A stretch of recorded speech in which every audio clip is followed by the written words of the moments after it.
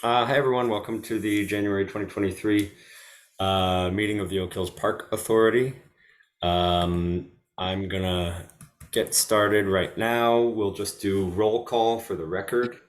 Um, and I'll start in the order that I see folks on my screen, which is Alan Dutton, Yeah. Denise Brown, who motioned she's here, Richard Dellinger, Here. TJ Trimboli, Here. Jennifer McAllister, Here. and Gary Leeds. Here.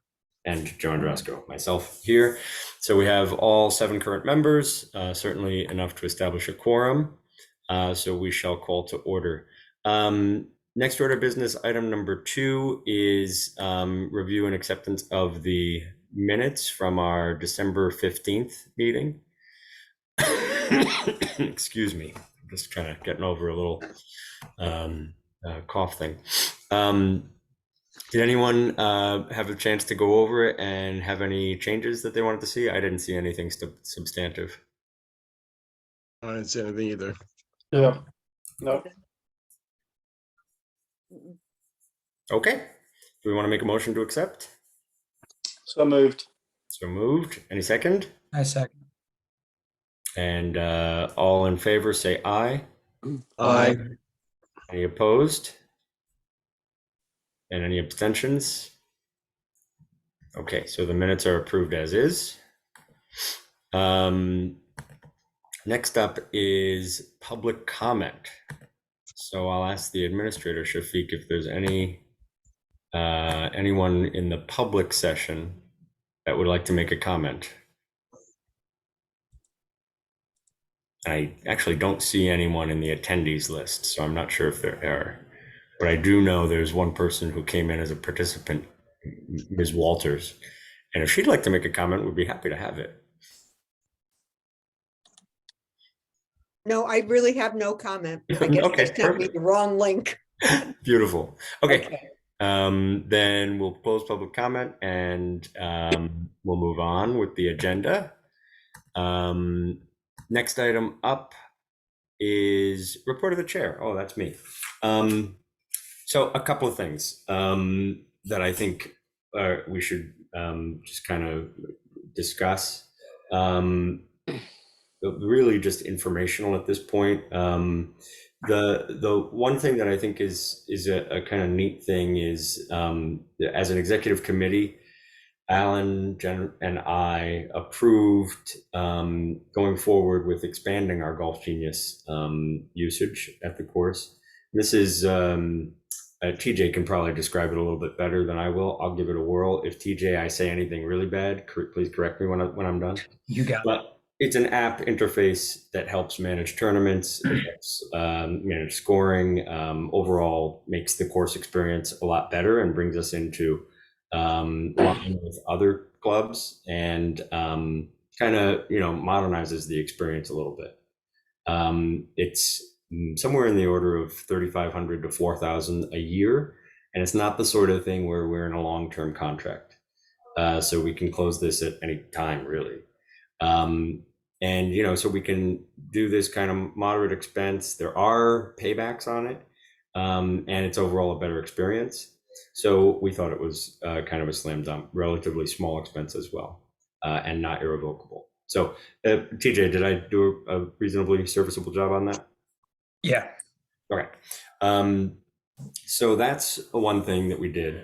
Another thing that, as we were reapproving our line of credit, which we have to do on an annual basis, I started to think about inflation and I started to think about our current financial position and, I guess lucky, maybe you'd call it, that I also have the context of when we were in a very different financial position and really needed that line of credit to get through the winter. And it occurred to me that this would be a fairly good time to increase the line of credit. Hopefully we never need it. Hopefully we have many, many extremely good years in a row, and we're able to build up cash reserves and really not need this line of credit. But in the event that that doesn't happen, wanted to have a little bit more cushion. So instead of 200,000, we are renewing it for 225,000. So it's a moderate increase, incremental, but it kind of keeps pace with inflation over the past several years, where we really fixed it at 200,000 for many, many years. So that's another thing that we worked on, and I think it's approved. I filled out all my paperwork, I know that. And then the last thing, really just an update. I know we've had a lot of conversations on it, but we're continuing work on negotiations with the restaurant for the food and beverage service. We don't have any definitive, conclusive action at this time, but we are expecting to be able to do something by the end of this week. Whether, in which direction, can't quite say just yet, but it will be resolved by end of this week. Excuse me. So those are the updates that I have from the chair's perspective. If we want to discuss any of those items, we can bring them up in any other business a little bit later. So I'll close my report and I'll open up to management reports. The first one that we have is from the golf pro, Paul Alexander, who I know we can hear because we heard him before. So Paul, if you wanna start the reports, have at it. Sure, thank you. Yes, my desktop doesn't have a camera and I'm having problems with my laptop screen, but I can. So happy New Year, everyone. Hope everyone's doing well. Yeah. Now it's January. Temperatures have really dropped. It's kind of been a mild winter. Obviously, we don't have a whole lot of snow on the ground up there. But golf is in the winter season at Oak Hills. We have anywhere from 5 to 20 players playing per day. Some days not at all. Golfers are playing off temporary greens and tee boxes. I did hear today that some people are playing on some of the greens, so we're gonna have to address that. I'm sure it's not a lot of people, but just a couple. But a large majority of our golfers are the unlimited annual pass holders who are playing in the winter. So the golf shop winter hours will be 9:30 to 3. Course is open every day at 10, and carts are not available, and we're only charging $20 to walk. Recently, I've been working on the 2023 schedules and contracts for our golf outings, schedules for our golf tournaments, golf clinics, golf schools, and updating our website. 2023 golf rates and memberships were researched, discussed, proposed, accepted, are now in effect. And I've also been in contact with the Connecticut State Golf Association about Oak Hills Park hosting a qualifier, and we already picked a date, and we had one in a couple of years, so that's kind of exciting. Additional discussions, as we talked about with the Oak Hills Men's Association and the Women's, have been ongoing using Golf Genius. We use Golf Genius for all the men's and ladies tournaments and for all our outings. And it is an advanced software program. We only scratched part of it. So we're looking forward to diving into it a little more and getting more out of it, especially for advertising and coming up into the modern age with, cell phones and kind of everything, the ease of everything in life now. But so right now we have 5 or 6 people working in the golf shop. And as always, I'm looking for new hires for the upcoming season to add to the quality of our golf staff. Presently, 3 of the 4 rooms in our old golf shop have been painted and are looking really good. And we're getting some bids for carpet. So we're really going to refurbish that room in there to make it look better for our staff, for some golfers, and for hopefully when we get some simulators in there. We're also getting some bids for a concrete pad for the foundation of the synthetic lesson tee at the practice range. And hopefully we can put some artificial turf on that in the spring and start using it for all our lessons. And then this week we have the 2023 PGA exhibition show in Orlando, Florida, and I'll probably be leaving there in 2 days to attend that. See a lot of new products, do a little networking and things like that. And that's really about it for my report here in January. Thank you. Thanks, Paul. I'm glad to hear you kind of describe the work being done in the old pro shop as something that works hand in glove with the simulators idea. Because I was curious about that when I read it in the report, whether it was something that was kind of gonna work alongside with that. So can you just follow up with Mark about how that's being classified and whether that's being, kind of the things that are being done don't sound like capital expense at all unless they're being done in support of a bigger build out. But just follow up about how those expenses are being handled, and just let me know what the resolution is. Sure, be glad to. Okay. Paul, I have one little question. Sure. How much space do you need for the simulator and the participant? How much room do you need to have one of those? I would say our ceiling height is, because of some beams in there, is about 9 feet 6 inches, and that's really about the minimum. So we're gonna barely make it in there. They also, every year is kind of like other technology. The technology is getting better and better, probably smaller and smaller, and probably less expensive as well. But typically for one, you're gonna need, let's say 10 by 10. How many do you think you can fit there? Well, we have 2 rooms, and we did have some look who is a builder and has built a simulator in a business up in New Haven area. But we have 2 rooms that would fit it. I think at Oak Hills, maybe we would start with 1. But with the amount of golfers and the busy it is, I'm sure 2 would be fine. Thank you. Paul, Sure. how do you intend to advertise the simulators and use them? Are they just daytime use, or how does that all? What's your plan for them? I would say in the summertime, not a whole lot of use. Maybe during rainy days, but it's really going to be to work together with our tee sheet. And when it gets cold in October through April, we'll be able to book rounds of golf on the simulators.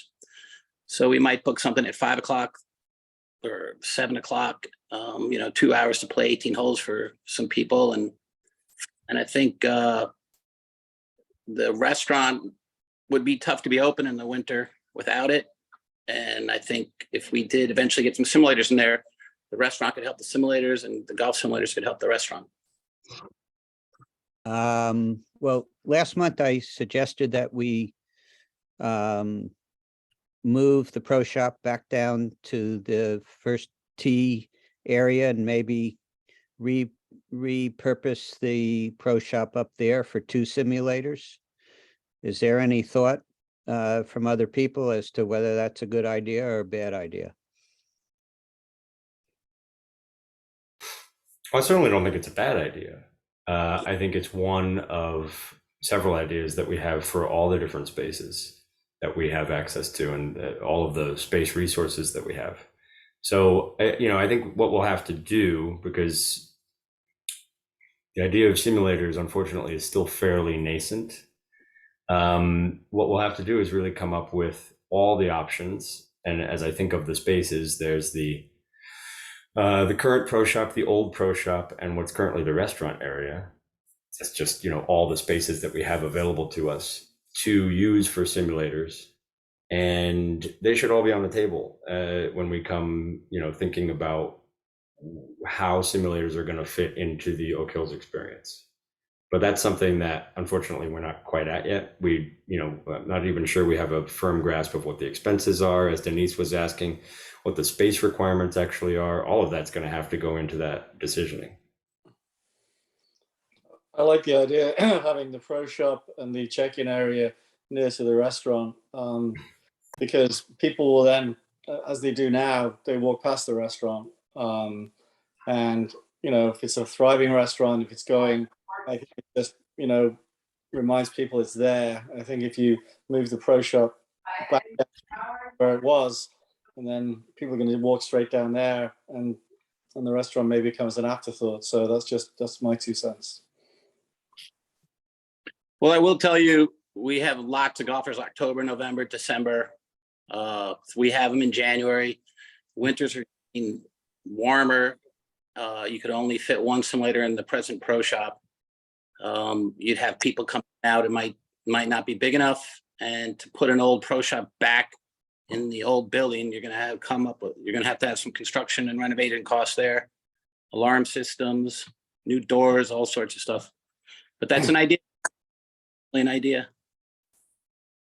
And I guess the other thought I had, does the simulator have a driving range set up? Oh, yeah, absolutely. You'd be amazed what they have today. Club fitting, ball rate, spin rate, direction, leagues. Well, Yep. I recommend that we think about using it as a driving range as well, so that somebody can warm up in the simulator at for some time period. Yeah. You know, as we think through this, I think that's one of the benefits of it. We all know it's not the exact same experience, but at least it loosens you up a little bit. It gives you the feel of striking. And I think we also need to be cognizant of cannibalization. I usually, when I think of product cannibalization, it's often a squishy thing, but this is real. Like I think we would rather have people coming in and playing the actual course than coming and playing the simulators. Now, we need to flesh that out a little bit more and think through it a little bit, because there might actually be true incremental business that we could get out of the folks like me who are a little strapped for time. But I might be able to come up with 2 hours rather than the 5 to play 18. And so, you know, we really have to kind of go through that and think through exactly what the things are. But to have one open pretty much at all times, depending on how many we really have during the day, for folks to hit a few before they're around, I think would be a real benefit to the experience. I may have missed this, but can I ask Paul, what is the cost for the simulator and how much do you get charged to play a session or whatever it is? I would say presently, you know, we got bids a couple of years ago for 20,000 each. They're probably 25 now, maybe even a little more. And depending upon the part of the country you live in and your proximity to a major city, they're charging anywhere from $35 to $60 a person. So typically 4 people will go in. You're going to pay greens fee and you play golf on the simulator. Okay, thank you. Yeah, so I could probably speak to this a little bit. Yeah. So I'm pretty familiar with it. I do use the Golf Lounge in Fairfield a bunch, which has, I think, eight or 9 simulators in it. So they have, the setup is 8 or 9 simulators, a bar, like a full bar, and then, or they have a kitchen where they have a pretty decent menu that has, I think, what the menu that we would kind of want at Oak Hills is. They have kind of that menu. And it's all charged on an hourly rate, and you can book it in half-hour sessions. And so it's all booked on an hourly rate, depending on the time of day and depending on when it's being booked. It's anywhere from, let's say, $35 an hour up to probably $75 an hour. Yeah. And then also there are, especially now in the winter, there's a bunch of leagues that go on. And so, like, I know, like, we're involved in a league on every Wednesday night. So I think there's maybe 20 or 24 of us from the club that are in a league, and we go out and, you know, it's rented out and whatever. So, Yeah. but that's how it's pretty much done. It's all on an hourly rate. And that pricing, TJ, is per simulator, not per person, right? So That's the 75 that you per- mentioned could be 4 people. That's correct. It's per simulator. But if you're, so the idea though is that if you book an hour with 4 people, you're not getting 18 holes in, No. right? So you're going to be inclined, if you're going with a foursome, you're probably going to have to book at least 2, if not 3 hours to play a full 18, if that's what you wanted to do. And then what I can also speak to is that there's virtually no chance that I'm going to the simulator when I can go outside and play. But in the winter or when it's raining, I would absolutely go in place of or in lieu of that. So I don't think it would take away from any golfing, because I think if golfers are going to go and want to golf, they're going to want to go outside, even if it is for 9 holes. I just think that the the winter months, and then obviously when it rains and different things like that, I think that's where you would get the play. I think the other area where you would get play is also at night. Oh, yeah. So, after work, 6 o'clock, 7 o'clock, 8 o'clock, you definitely would get some play from that perspective there.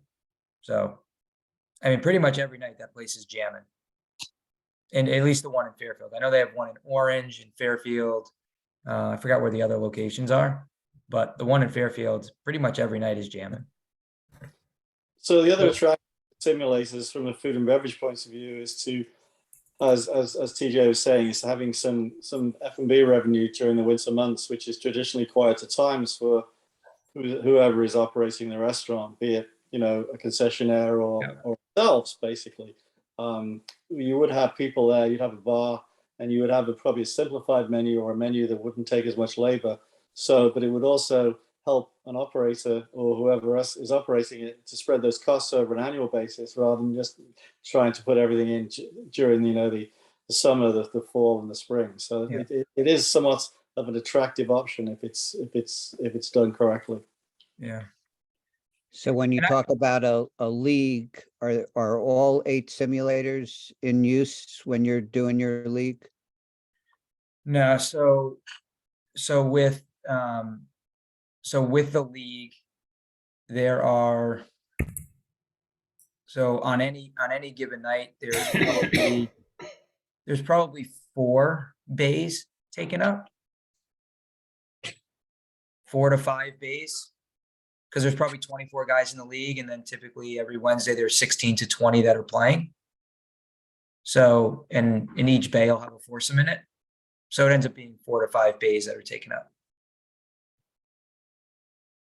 But the league goes like, so the league is Wednesday nights, and it usually starts, you have the simulator from like 7 to 8:30 or 7 to 9. And then they're charging like they charge a league fee for that. So ours is done in twosomes, and then they have the whole thing where they compete. So each person pays a certain league fee for the season, and I think it's like 6 or 7 weeks or something like that. So, and I want to say, if I remember right, I think it's like $300 a guy. So not even sure what the math works out to, but that's just what it is. Yeah. This is, I think, Paul, right? Probably the most advanced discussion we've had on the topic so far. So I really appreciate it. But I do think all of these ideas, for whatever usage, whatever operationalization we decide on, is going to have to come with a business case, the potential usages, pricing, who's going to build it out, who's going to run it, right? Because it's going to be staffed, how it's going to integrate with food and beverage, all of that stuff. It's a lot to think through. And so, that's going to have to come through. Excuse me.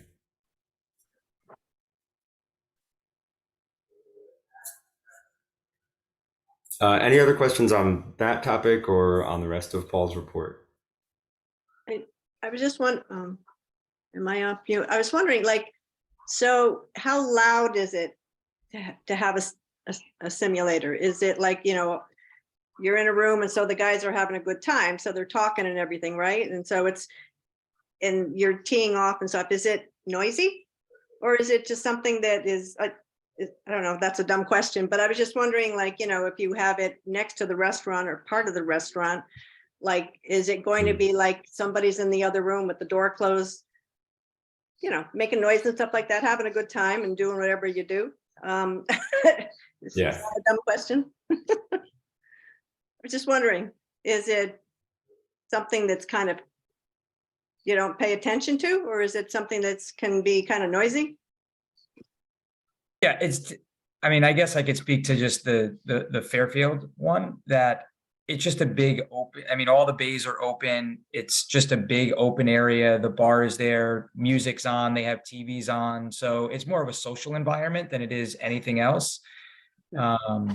So I think personally that if it was done in the old pro shop, then I don't think you're going to get the same type of experience as if it would have been, or as if it would be done up in the restaurant area. So I think the old pro shop, it would be way quieter. There'd be 1 or 2 bays, a couple guys in there just hanging out, and it would be, you wouldn't even know that they were in there. Right. Whereas if it was maybe a bigger operation that was up in the restaurant area, then I think you would get more of that social golf lounge experience. And I don't think that you would have a sit down restaurant there if that's the way that it was. It would change the whole restaurant. Yeah, at least that's how I envision it, Mm-hmm. or how I would envision it. And what I was going to say, Joe, too, is that I'm pretty friendly with the people up at the golf lounge. So maybe me getting some information from them just about how they operate and how they go, and seeing what they're willing to give me. So Yeah. I'd be more than happy to do that. Yeah, that'd be great. Let me think through a little bit more about what my specific questions are, and I'll ship it to them. But don't, if it takes a couple of days, don't wait for me. Just kind of go on the instincts that you have about what info would be needed. Yeah, all good. Okay. Thank you, Paul. I'm gonna refer to Jim's report, I suppose. I think the key points there.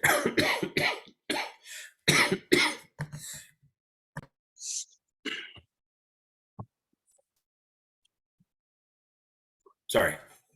I think the key points there, as Paul mentioned, people kind of getting onto the tee boxes and greens, which is going to have to be dealt with. A little bit of work still going on in the rental house. I did a tour of the rental house and saw some of the work that's already been done. It's in better shape than I expected it to be. So that's good. So that will either turn into a rental, or we'll find another use for it for staff housing. But it's exciting. We'll have options with it. He also mentioned the OSHA compliance, and there's been some developments on that. But everybody's been pretty good to work with, including the OSHA agency and the city. So that's going relatively smoothly. And then there's some continuing work to do on the trees. We had a tree removal plan, been working with the city and the tree wardens to get that approved.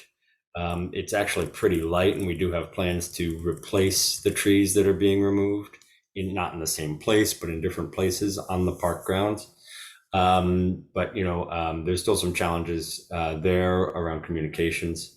Hopefully things start moving there. I'm going to start sending an email, I will send an email, probably tomorrow, to see if I can get things moving a little bit better. So I think that's generally what's going on. Wintertime, not much going on with the grounds. So a pretty light report. Not that I can answer any of them, but any questions or comments? I'm just curious how long to the kitchen and renovation in the house is going to be. What's the expectation in terms of finishing it? I think the kitchen was actually a pretty light lift. I mean, it seemed like in good shape to me. The big thing was actually installing the new dishwasher. That was early in January, and I know Jim, when I toured it, the dishwasher hadn't been in yet, and Jim sent this on the 17th, I think. So I think it should be coming soon. Mm-hmm.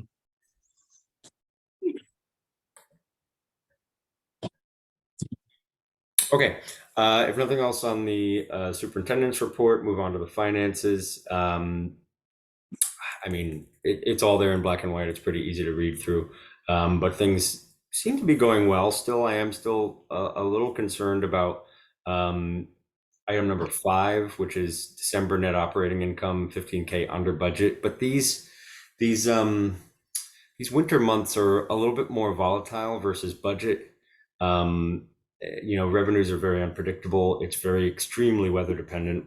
whether there's even visibility on the ground to play golf. So I'm not too concerned about it, but I am kind of tracking it for any emerging weaknesses that are emerging in the market. There was another thing, item 9. I asked Mark to start splitting out, and I like the way he put it here, an unrestricted bank balance of 423,000. But we also have a capital reserve cash balance of 24,000, and that's building. That's been building slowly, but it's still building. And this would be for capital expenses in the future, unforeseen capital expenses. This would really be a contingency reserve for big projects that need to get done. Like to have that split out, because it's good to know that, if he said in this case 450,000, or in future cases where the balance might be a little different, the reserve being higher, we wouldn't necessarily have access to all that cash just to use for operating expenses, for instance. So I wanted to include that clarity so people really get a grasp of what the operating cash is versus the capital, reserve cash. How do we add to that number, or how does that get created? I think very operationally, Gary. It's just moving money around in accounts, and Mark has all the access to be able to do that. But generally, there's a stipulation in our contract with the city that I think it's 50% of restaurant revenue gets put into that reserve account. Right now, I think that's the main source of it. But as we start to think about budget for fiscal year 24, I think it's very reasonable that we begin thinking about, which by the way will begin July 1st, 23. It's very reasonable that we start thinking about capital reserve contributions being budgeted for. I don't think it has to start off, with a huge amount, but I do think it's wise at this point to start putting some money away for future years. So there'll be more to come on that March and April timeframe as we start doing preliminary budget discussions in these meetings, and then May, June as we finalize it and approve it. We'll continue those discussions. Joe, we do finance our capital from operations, though, right? That's where the money comes from. It doesn't come from anywhere else, right? We spent like $180,000 on the car paths, I think 2 years ago, but that came from the revenue we made from all the golfers, the green fees. Is that correct? That's true. So it hasn't been coming from a capital reserve account at that time. It was just coming from our operating cash. Yeah. Provided we have some positive operating cash. Yeah. Yes, exactly. Yeah. We had a different kind of reserve, an informal kind of reserve, but this would be a real formal reserve where we'd have to get authorization to make deductions from it, and if it wasn't done, it would show up in an audit. If it wasn't done, if that cash was used improperly, it would show up in an audit, and folks would be held responsible for it. So it would be much more formal. It would be, that's why I like the word that he used, unrestricted. This has been unrestricted cash, but I think we should actually put some, quote unquote, not really, but sort of a lockbox situation so that it really can't be touched until it's truly needed. Or that rainy day. Mm-hmm. Is the 15K, which is under budget or underperforming, does that have anything to do with the restaurant revenue not coming in, or is it only based on golf, or do we not know? I have only just recently seen in my inbox preliminary December detail. But I think it's that fourth bullet. The month of December golf revenue rounds are down 40% versus prior year. So that's really what would be driving that.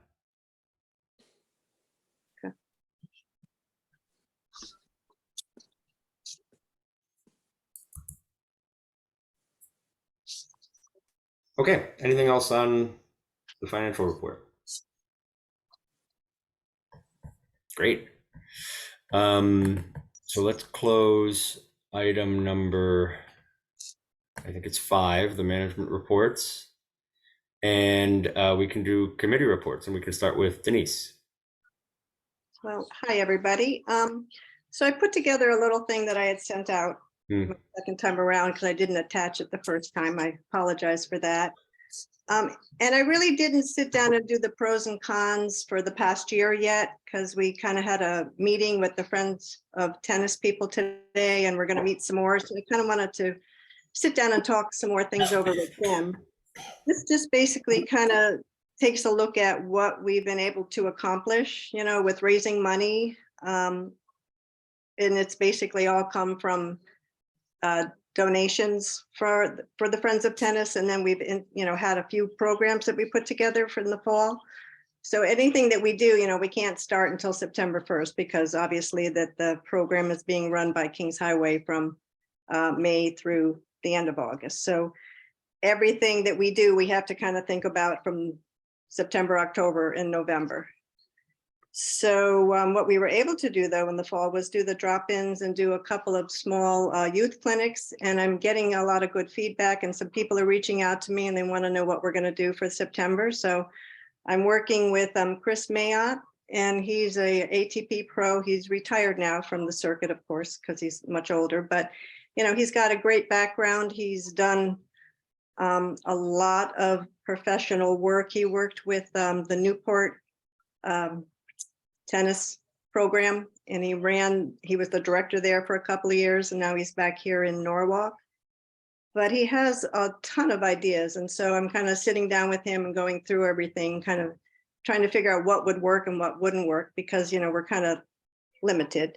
But you know, I'm going to sit down and just keep working with him, and then we will come and talk to you, and I'd like everybody to meet him at some time, because we do plan on getting him a little busier in September.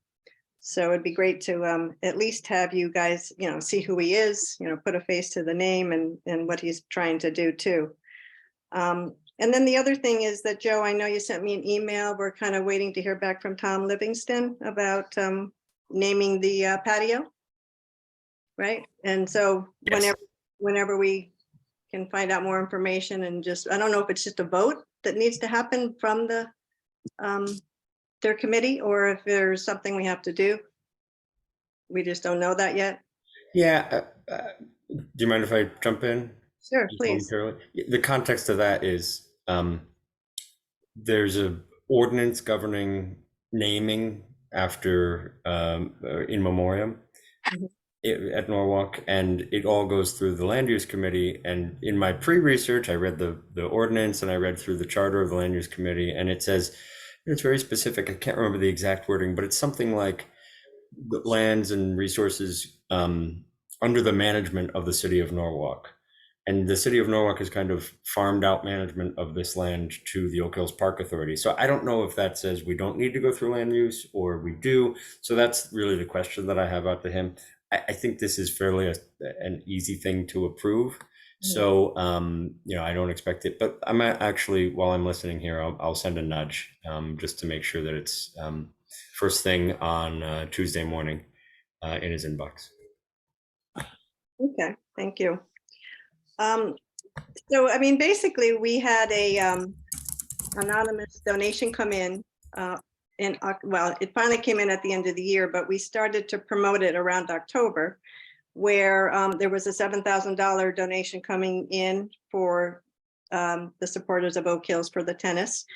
And so we had it as a match. We tried to get everybody, and Rich was very instrumental at helping us get this going and trying to get it matched. And we actually overmatched it. So I think we brought in around $10,000, which was great. We had a lot of people kind of step up, and we had some very large donations. And then we had just a lot of people just did whatever they could. So it's just encouraging to know that we have that kind of support with the community, you know.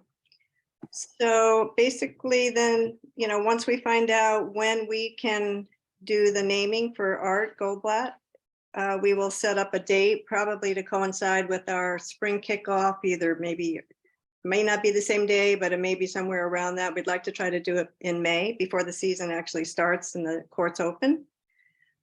And then to talk about, you know, our new projects, it's kind of something that we're just ongoing talking about, you know, the fencing. We definitely need shade for the patio now.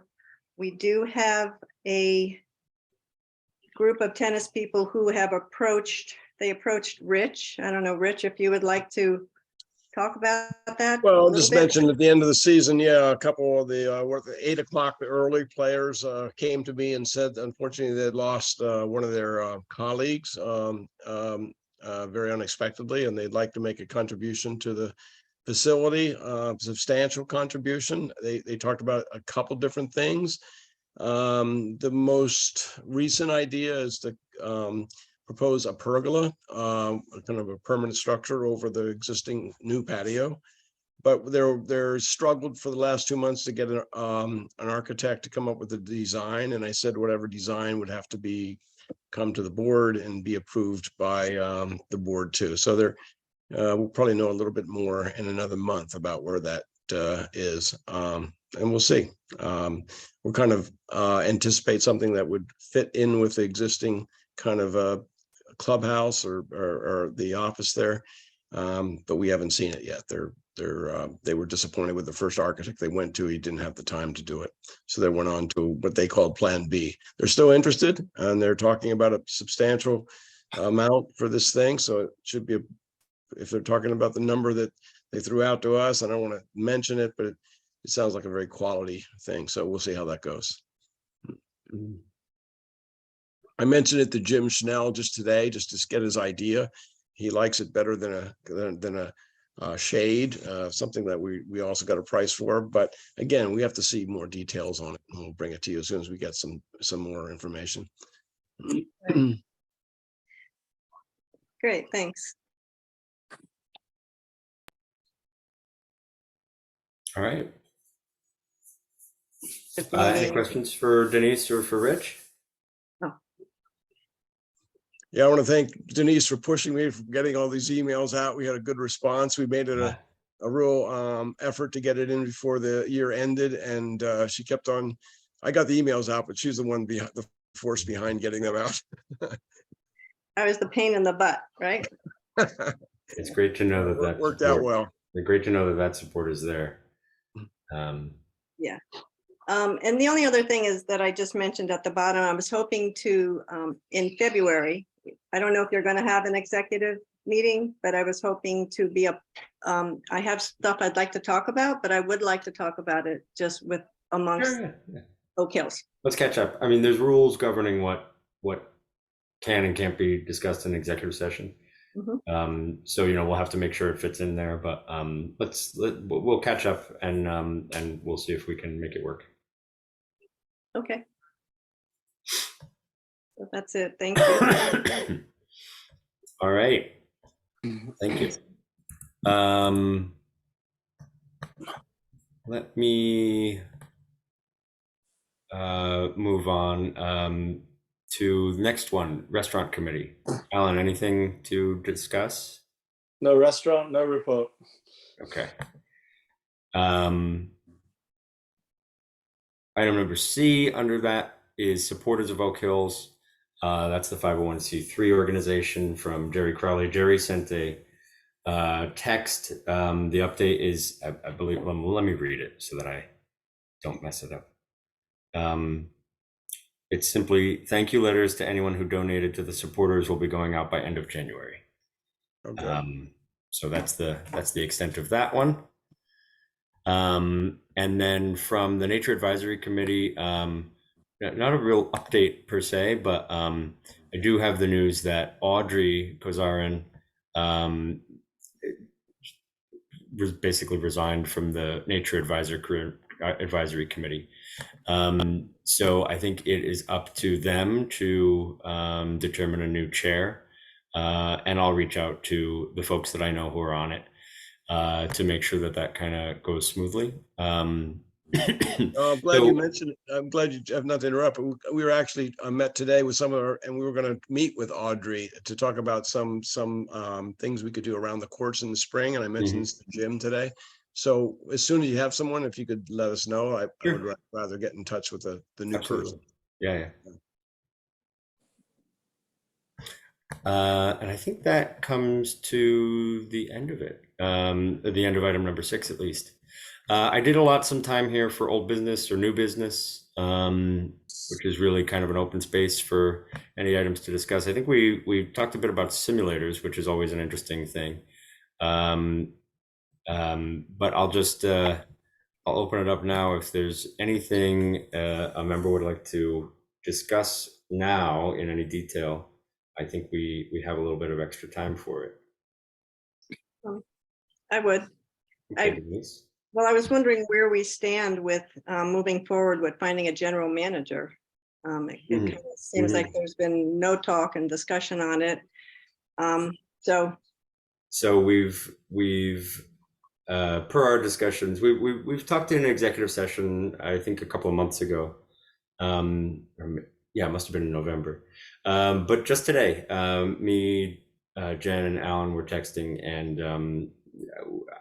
I said, basically, I'm not going to be able to review the description in the level of detail that I want to. I've looked at it that Alan has come up with, and I said, let's just go post it. It needs to get out there. We need to make progress on this, because every time I say that'll require a significant amount of work, that we'll need to do the due diligence on that. Every time I say one of those phrases in this meeting, it's really something that a GM should be doing. It's GM work, and it falls to us, which we're an advisory board. We're not an operational board. If there is no GM in place, so that's kind of a cornerstone that needs to be in place before we start building the extra structure, start moving forward with some of these projects that are going to be really important for the park. So I think that's the update. Is we're Denise, Joe, if I may, let me just Yeah. kick a bit here. So what we plan on doing is sending the job description, which is very similar to the one we did before, not a lot different, to be honest with you. And the first thing I'll be doing in the next couple of days is sending it to Club Managers Association. Has chapters throughout America, but the Metropolitan chapter and the Connecticut chapter have an administrator who I know both of them. So I will send a copy of the job description to the administrators, and what they do, they post it on their boards for club managers, current club managers, and assistant managers, and also retired club managers, to see if there's any interest. We did this last time and we came up with one candidate, but I think we should be able to get more candidates, which is one big area. Someone who's managed a club, someone who is currently possibly maybe in a supervisory position in the club, may be interested, a retired person, perhaps, something like that. But also, I would be interested in seeing and hearing from members of the association as to other places we should look. Obviously, you can go into the public, you can do Indeed, you can do the places like this. Where else should we go? Should we post it in any newspapers? Obviously, anybody knows any headhunters? We're not going to be paying any headhunters, but I do know a couple of headhunters that owe me a favor, so I may just ask them to see if they can go out into the marketplace and see, etc. But I would be interested to see if there's any. I think, Joe, you had someone, the GM from Rock Rimmon, basically, recently resigned, possibly. But anybody that has any ideas, it would be great to hear from you guys as well. Any thoughts that you may have? My 2 cents there are that it makes most sense to me to start with the professional organizations. That's the network. And it also doesn't preclude or make impossible any of the other options that you've mentioned. Surely. I think it has the highest probability of bearing fruit, and getting us somebody who has club management experience, which is really what we need. Yeah. What was the starting salary? Or did we go up from the 60? Wasn't it 60 and we were going up from that? Joe? No? Yes, we did. I think we were going to post it somewhere in the 75,000 range. Did you formally tell the city of Norwalk that we were not going to move forward, or did that just kind of just fall by the wayside? And no, we informed them that was not going to. That was that. Yeah. Okay, good.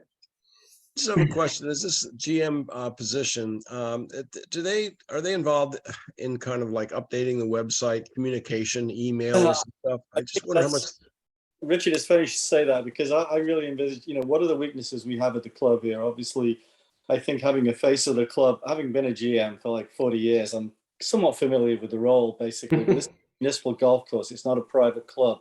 So it's a bit of a different type of a thing. But I think the GM needs to be involved in, have a big part in the marketing and communication, which I think is pretty weak at the club at the moment. I mean, Paul does well and things like this, but there isn't someone in charge who's going out, on a weekly basis, blasting out emails or getting in newsletters, communicating with everybody. And I think that needs to be a part of it.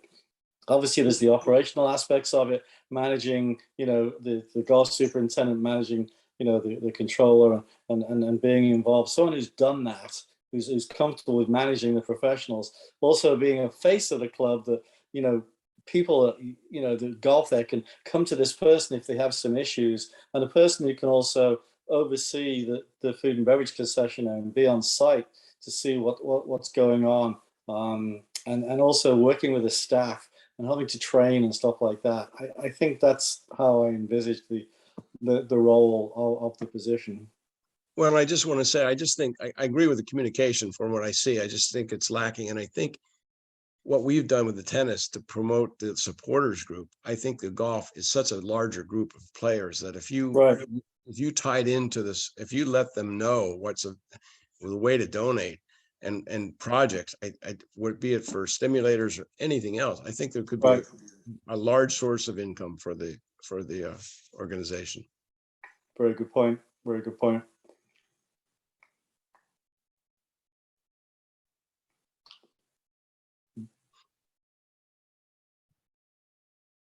Okay. I think if there's nothing else, we can move on to the last order of business, which is call to adjourn. Any motion? I'll make a motion. All right. Any second? I can second that. I'll just say any opposed. Yeah, right. All right. Then I think, well, I guess we're all in favor of adjourning. That's fine. Okay. Thanks, everybody. Thank We'll Thank talk you, to guys. Good night. Feel Take good. care. Bye. Bye-bye. Good night. Good night. Night.